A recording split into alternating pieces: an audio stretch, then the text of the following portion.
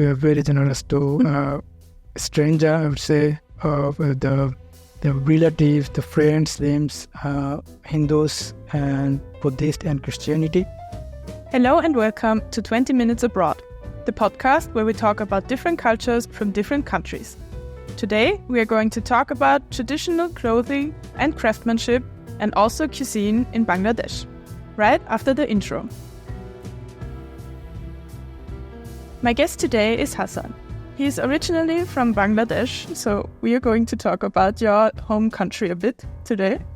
And the first question I have for you is, what is something unique about your home country? The unique about my country is mostly it comprises with the different religions, because our country is very into the different religion, mostly four major religion, Muslims, Hindus and Buddhist and Christianity. And all of this cultural reflection is mostly out of these four religions. So their clothes, their traditions, the way they celebrate their festivities, including the food and the gesture and all of this. That's nice. Thank you. And our second question, you can pick yourself. So we have printed out some tickets here. Okay. So you can just pick one, turn it around, and there's a number on it. That should lead to a question. Which number is it? 6. Number 6. When you travel, do you take on the city by yourself, or do you get a tour guide, or maybe you jump on a hop-on, hop-off bus? First, I always try to explore myself just by foot, and then I always try to take the public transport because sometimes it's easy to get into the place where I'm trying to go. And if it requires, sometimes I often ask the local people how to get there. And I think this is how mostly I do or explore the cities. Oh, that's a nice way. So you can get a lot of different views from the city. Exactly, yeah. Yeah, really nice. So your home country is Bangladesh, as we established, and it has a really complex history and a rich culture. So also clothing is a big part of Bangladesh culture. Would you mind telling us a bit about that? Yeah. So, yeah, sure. Thank you. The clothing for both men and women, I think it's kind of continues over century kind of attire. And for most women, they have their prevalent attire is saris. We call it saris. It's a long unstitched cloth, 6 to 9 years long. And this is draped elegantly like over the body. And together with this, there were blouse and underskirt. This is the very attire for women.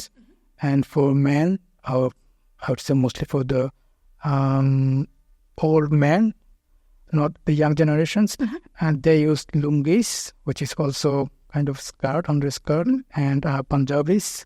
So Punjabis is like a gown until the knee top, and sometimes loose trousers with the Punjabis. So this is a common attire in our country for men. And for the young generation, I would say until 30 years old, they mostly use they're more into the Western culture, so they use T-shirt, jeans, also loose and tight-fitted trousers. Okay, so I would say it's a bit of a combination of things. So the older generations wear these type of traditional clothes also in their normal everyday life. Yeah, day-to-day life, yes. Okay, nice, interesting. And yeah, I think I missed something. There is a dress called salwar kameez, which is also very common in India and Pakistan. And our women, they also use this one as a regular. So it has both formal and casual use. It just depends on the color or the way you wear it. But this is also very common for women. Okay. So when you have some kind of festivals or like more formal festivals? Yeah. Festivals, for example, like if we have a New Year festival, for example, and for New Year celebration, mostly they are trying to wear the traditional clothes because this is a national pride, for example. So especially in this case, the New Year festives, I think women mostly wear saris, not salwar kameez, because this doesn't reflect the traditions. So mostly saris, but it's a different color. So for New Year, I think the red and white is the common combinations for almost all women or girls, doesn't matter. And for men, this is Punjabi, which I call knit-up gown, and loose-fitted trousers, or maybe jeans as well also goes with. So the colors are for both genders, or is it? For female, I know this is always the red and white combination, but for men, this is mostly white or any bright colors. Okay. I see. And in everyday life? Everyday life, it depends. Yeah, it's a random color, so you can choose based on the for example, weather outside or the program where you are going. And when we speak, for example, about weddings, what is special? Wedding is different. So wedding for men's, for grooms, I think mostly they were nowadays is suits or it's a sherwani, we call it. It's a sort of Punjabis, but it's more elegant. It is more intricate design or ornamentation, and with a turban on top, and with a loose-fitted trouser. This is also very common in India, this sherwani. Or there is another sort of sherwani, which is called jodhpuri. But this is also similar look like Punjabis. And for bride, they use lehengas. So this is a flared skirt with a lot of ornaments. And this is on the bottom. And as tops, they use a blouse, or sometimes also a scarf. And because our wedding is not just one day. It's mostly at least 3 days. And the first day, they use yellow saris. And it's not only the bride. All the females must wear the yellow saris. And also the boys, the groom, they also use yellow Punjabis. So this is a combination for the first, the beginning of wedding. And the second day, the wedding day, the men mostly wear sherwani with a turban, and the bride, they use lehengas or saris. It depends on the personal choice. And the third day, mostly men wear suits, and I think the bride, they use saris, and mostly red saris. This is kind of tradition, but now it changes a lot. Okay, so it's normal as the bride to wear red, basically? It depends, I think, the personal choice, but red or pink or... The really feminine. Yeah. And do the bridesmaids wear the same color then? I think no, it differs. Yeah. Oh, interesting. And... What I have said, this is mostly for the urban culture. But if you go to the rural or village area, I think they're mostly... The bride, they were mostly saris, and the groom, they were Punjabis with a loose-fitted trouser. Okay, interesting. Yeah. And what are some other craftsmanships that are really prominent in Bangladesh? Apart from clothes, the garments, I think we have nokshikata. This is kind of blanket. Okay. And this is very famous in our country because this is made of repurposed of saris. So if somebody has used saris which is not using anymore, so they put them together and then they're weaving it, and they decorate with a lot of design, a pattern, and sometimes it reflects the culture of the societies or the culture of the families. For example, sometimes if somebody likes to draw some of the animals, maybe some birds are flying. So this is very common. It needs a lot of time and effort. Like a group of women may work nearly 6 months to 1 year just to prepare one blanket like this. And this is also very popular, some part of Europe, I think, and they also exporting it across the globe. Nice. So is it really expensive then? Yeah, this is it depends on the quality. So if you really need a hand woven, which needs sometimes 6 months to 1 year, and then it's expensive. Yeah. But actually, it also sounds a bit sustainable. Like if you exactly. Yeah, so exactly. Yeah. Is this something that people like lay emphasis on? It was a culture before. Many families used to have it, But now as it becomes expensive, I think now people sometimes order it to have it as a part of their traditional or the cultural tradition, to have just one piece of it that they can show it to them, some other people, like the generations or the successors that we had it before as a part of our family. Okay, so thank you for your answers for now. Before we start into our second topic area, we are going to play a little game together. Yeah. So it is a guessing game. We have 2 blackboards next to each other. Okay. And we're going to get 3 questions. And we have to guess the answers pretty quickly. So we have about 10 seconds to guess it. Write it on the board, and then we're going to show the camera. Okay. And whoever is closest gets a point. Okay. Thank you. Then take your board. And there's also some chalk right beside it. Then let's start into the first question. How many kilograms silk yarn are produced in Bangladesh each year? Just the kilograms.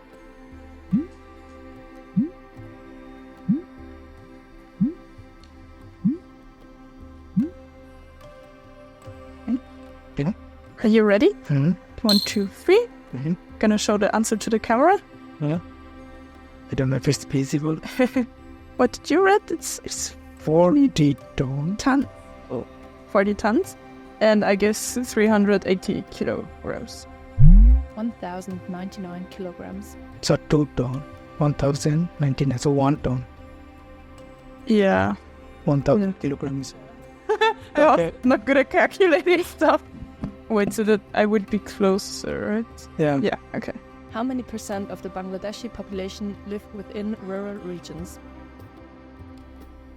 I'm actually not sure. 10? Okay. Yeah. 1, 2, 3.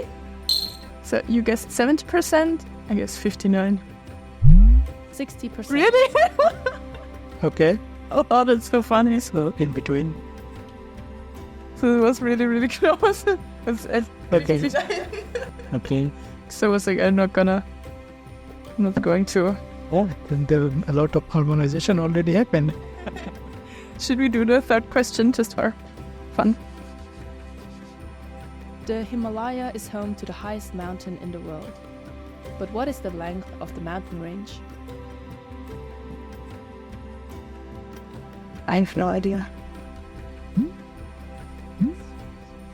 Like, That's a mountain range. I don't know. It's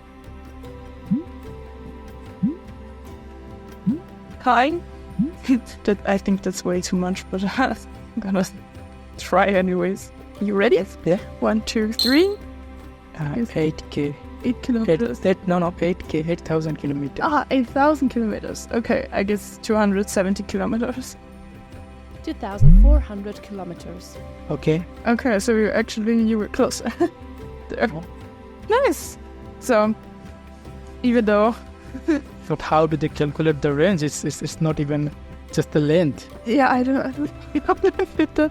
I should Spread it. Okay, I should. put back the blackboard.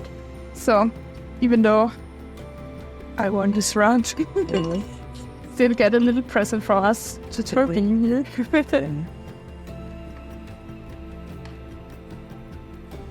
So, yeah, let's do it that way. That's better. So we have some chocolates here for you. I hope you like them. Yeah, I know this already. Thank you. So here. Thank you. Yeah, you can put it there. Thank you for playing. And now let's get into a second topic area, which, speaking of sweets and food, we are going to talk about the cuisine a little bit. So not only the craftsmanship, but also cuisine is a big part of Bangladesh. How would you describe the food in Bangladesh? Yeah, Bangladesh is really famous for its cuisine all over the world. And we have variety of, I think, diverse array of food.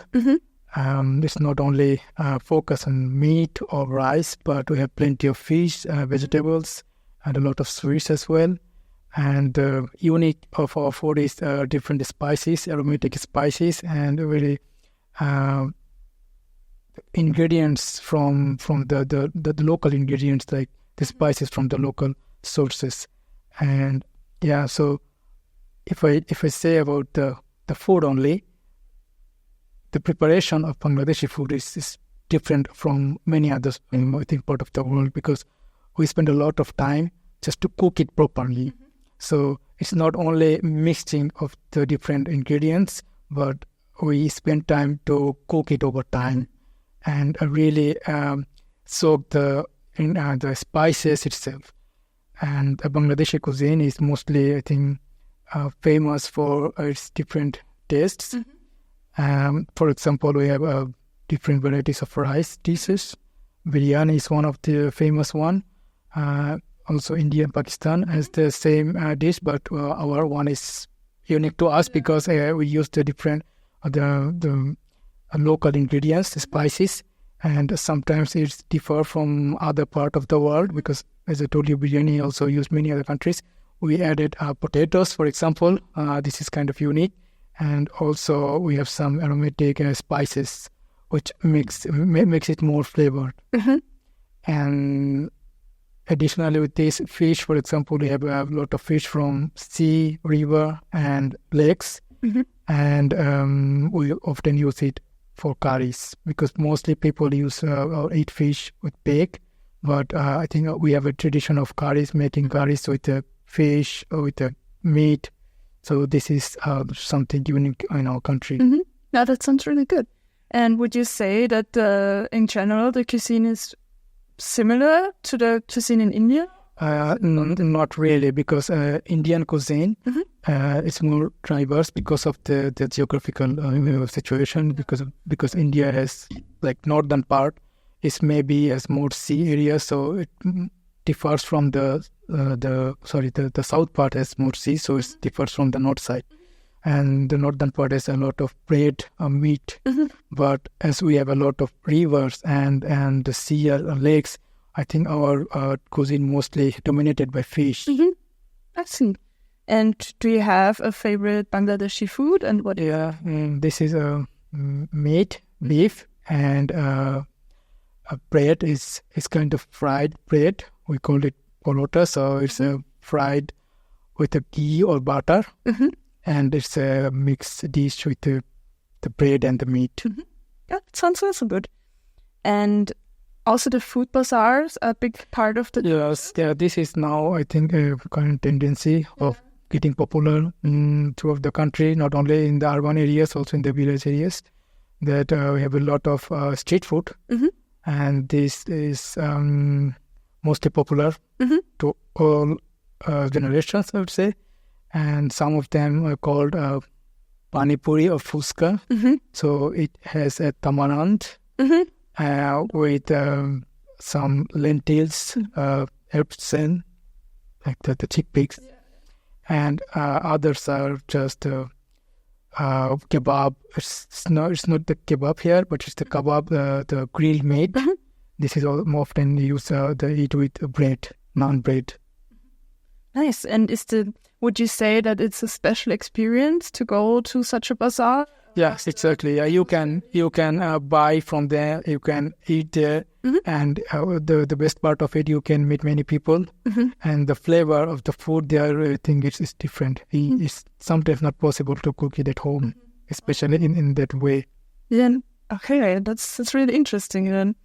And also, we've heard that a lot of Bangladeshi culture is to show hospitality and welcome people through food. This is I think the fundamental part of our culture, that we are very generous to stranger, I would say, the relatives, the friends. So whoever comes to you, we always try to show our the generosity to the stranger or the guest, and always show our best hospitality to them.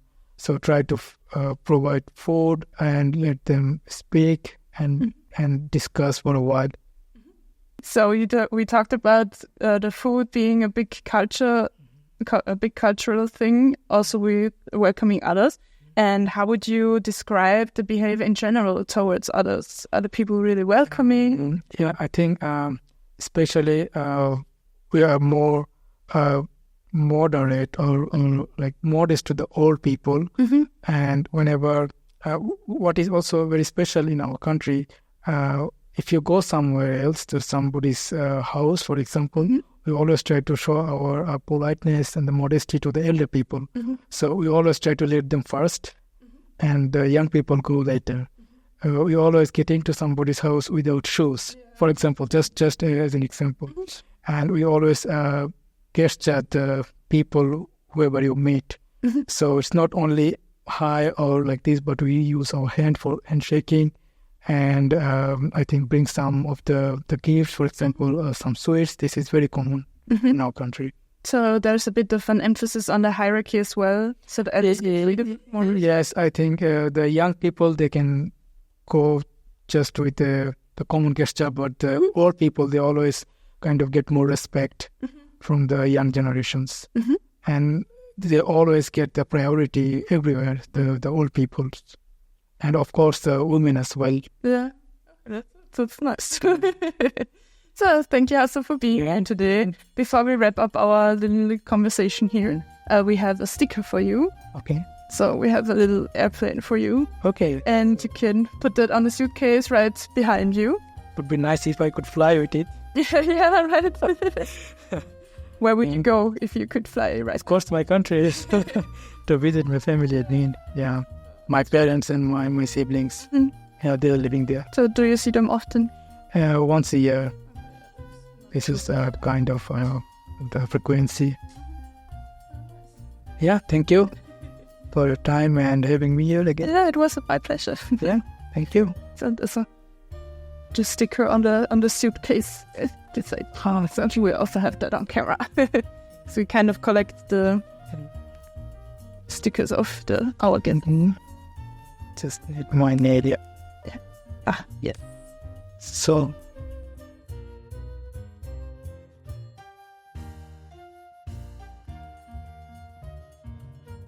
Yes. Thank you for being here today. Welcome. Thank you. And also, thank you to our listeners. If you enjoyed the video, leave a like and a comment if you have something to say. And if you liked the episode and want to see more episodes like this, subscribe to our channel. We'll see you in our next video.